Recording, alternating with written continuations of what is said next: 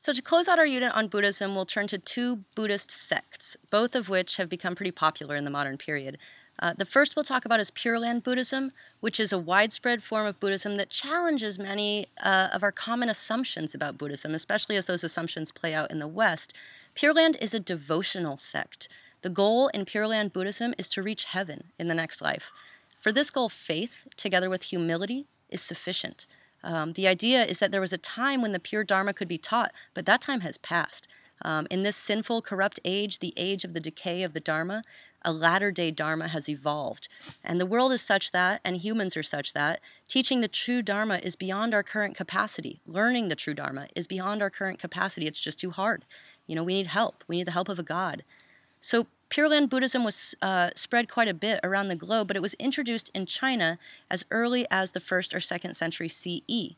The most prominent teachers appeared in the 6th and 7th centuries, but it had earlier roots. And what you see in this image is a popular form, a picture of Amitabha Buddha, known as Amida in Japan, or Amita in much of Southeast Asia. And here he's pictured, Amitabha is pictured in his Pure Land, or Western Paradise, known as Sukhavati.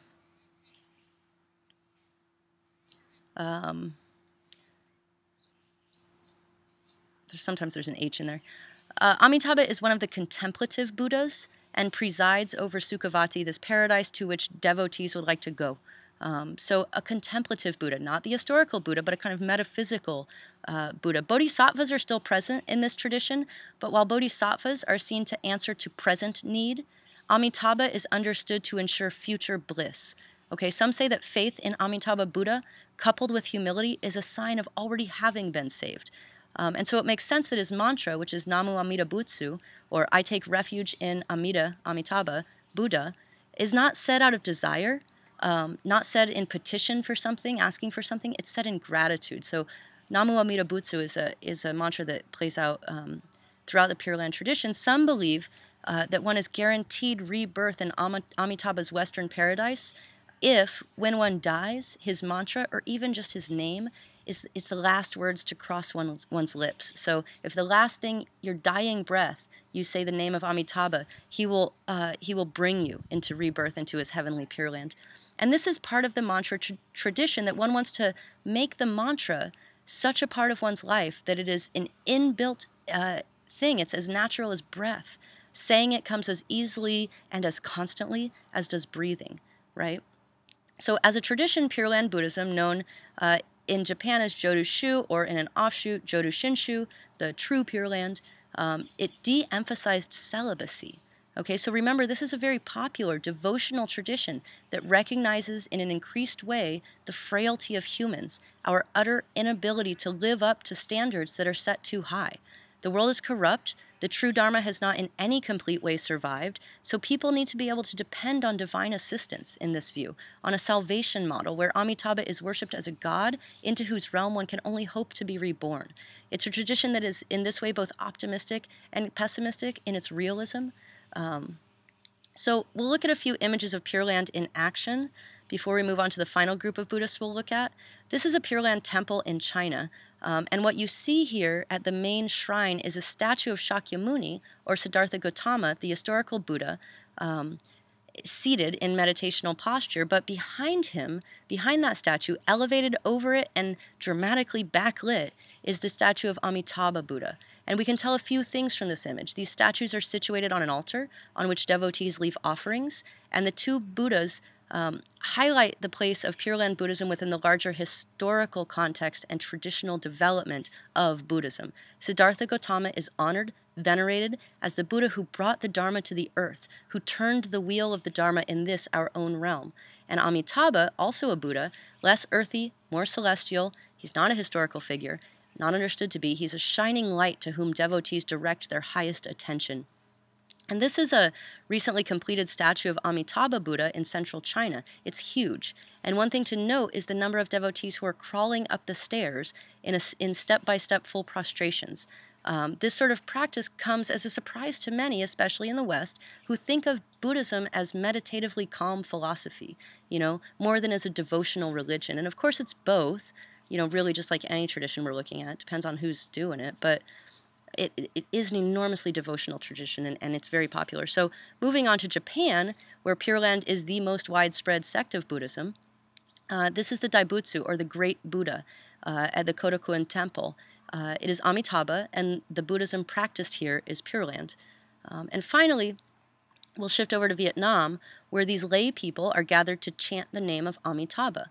Though they're often mixed up, as everything is in this life, Pure Life is at something like the other end of the devotional spectrum from Chan or Zen, which we looked at last time. And what it can highlight for us is the internal diversity of the Buddhist world, which, from the perspective of American bookstores and metaphysical libraries, can often look like it is all and only a particularly lay version of Zen. That's not, This shows it's kind of a very vibrant, festive, devotional context. Now, the last sect of Buddhism that we'll look at is Nichiren Buddhism, named after its founder, who's pictured here. Though it has made its way to the States and to some degree across Europe, Nichiren is a distinctly Japanese form of Buddhism. Remember that Buddhism made its way to Japan from Korea, which had got it from China, so it was China, Korea, down to Japan, in the middle of the 6th century BCE. So it was already established when Nichiren Buddhism was founded during the very tumultuous 13th century, when the Japanese emperor was struggling with the increasingly powerful feudal lords, and he needed more religious backing to help buoy up his claims to a more than mundane power. Now, Nichiren was himself a young monk, the son of a fisherman, who fell completely for the Lotus Sutra, already a favorite among other Buddhist groups. And if you've not read it, we'll talk about it a little bit at the end today. Great text, a little repetitive, but great. Nichiren was a vocal advocate for moral purity in society and an equally vocal critic of corruption wherever he saw it. So twice he was banished from Japan, twice he was recalled. The second time he was banished when he said that because of Japan's moral weakness it would be invaded. Right then, he was recalled when the Mongol descent upon the south coast seemed to prove him right. So the Mongols were fortuitously, in this instance, crushed by a kamikaze or divine wind. And this is an image of him during his exile. Many images show up of Nichiren during his exile. It's seen as like an important part of the legend. And as the story goes, exile didn't so much bother Nichiren. He was staunch in his commitment to what he saw as righteousness, and he preferred solitude to the company of the morally suspect. And the morally suspect was for him a pretty large group. Everyone, even other Buddhists, were fair game. Nichiren attacked the Pure Land Buddhists for neglecting the needs of this world for the wants of the next. As long as there was injustice or need or corruption here, he argued, then chanting one's life away for the hope of heaven was inexcusable. So he condemned them for that, right? And notably, he also said that women could achieve enlightenment. Very rare at the time. So the mantra of Nichiren Buddhism is Nam-myoho Renge-kyo, or I take refuge in the sublime scripture of the lotus. The mantra itself has a name. It's known as the Daimoku, which we'll see in a moment. And it's understood within the tradition to be a distillation of the Lotus Sutra in its entirety. And again, it's Nam-myoho Renge-kyo, Nam-myoho Renge-kyo. And you get a bunch of people together in a room, which I've had the pleasure of doing. Take this opportunity if you get it, because it sounds like bees, like you're in a beehive when everyone's chanting this at the same time. And it is used a little bit, especially in the West, in this something like the same way that a lot of Pentecostal Christians use prayer, looking for some specific this worldly aim or goal or,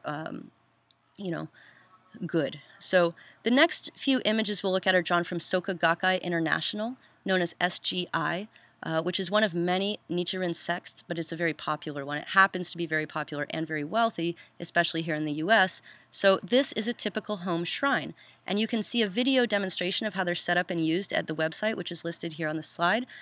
Some points about this shrine. Generally, one must set one's shrine up in such a way that when one kneels and chants before it, the shrine is higher than one's eyes, It's a point of positional respect that the practitioner's eyes always look upward toward the shrine when chanting. And another thing that points to the constant evolution of religious experience. Not long ago, 10 years ago, it would have been unacceptable to take a picture of an open altar. It was considered disrespectful or sacrilege. Now, increasingly, SGI has found that outreach and education are successful modes of mission.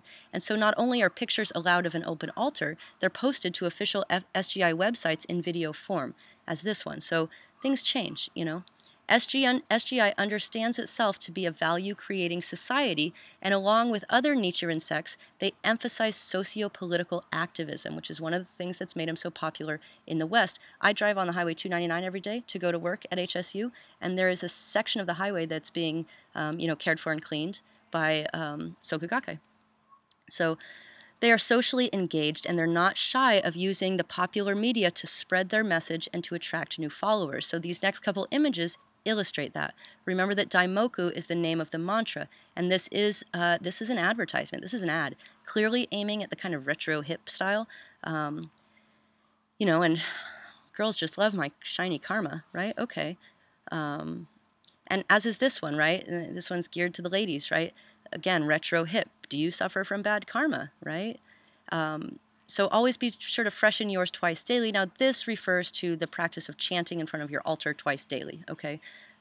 Buddhism is not always monks in a bare room and deep meditation. Most Buddhists in the world, in fact, don't spend a lot of time meditating. Most Buddhists in the world don't meditate. So that's a cultural conception that we have here, but it's not always what's going on. And what you might think of these ads as tacky, right, or pandering to a sort of Facebook audience, or unbefitting the dignity of Shakyamuni Buddha, and maybe that's true. I don't know. I'm sure plenty of people think so, but they've been shown to work, and that right there is something with a long-standing history of respect in the Buddhist tradition. So what I want to close with here is one more concept: upaya, or expedient means. The image here illustrates a story told in the Lotus Sutra, one of the most revered of Mahayana scriptures, dating to right around the turn of the Common Era.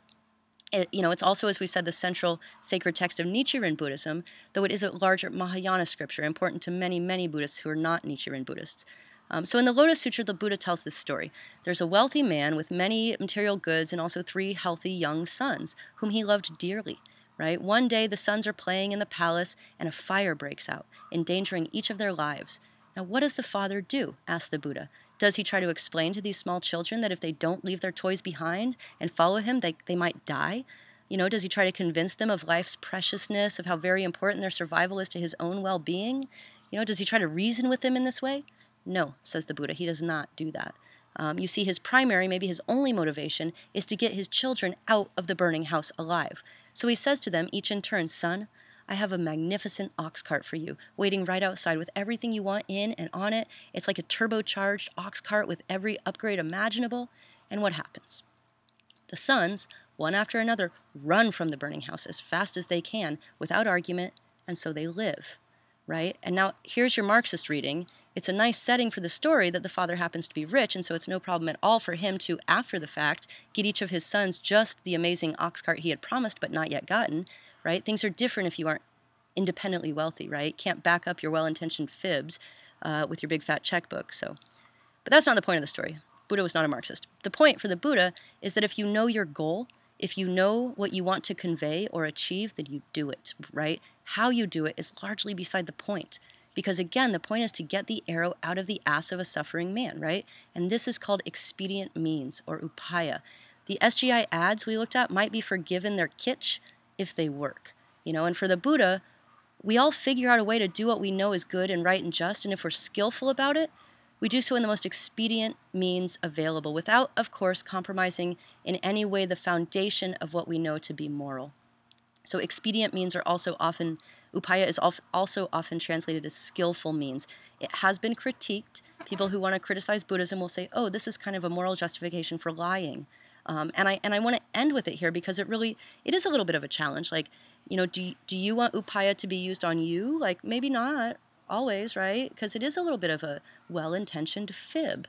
But again, it points to it's central and important concept throughout Buddhism, and it points to the Buddha's initial, direct psychological reading of our experience in this life and his very pragmatic approach to the goal, which is to end suffering. Because all of this, at the end of the day, is to some degree empty. Our minds are creating the reality that we live, right? So that's Buddhism for you. We will turn next time in the next unit to Confucianism and Taoism.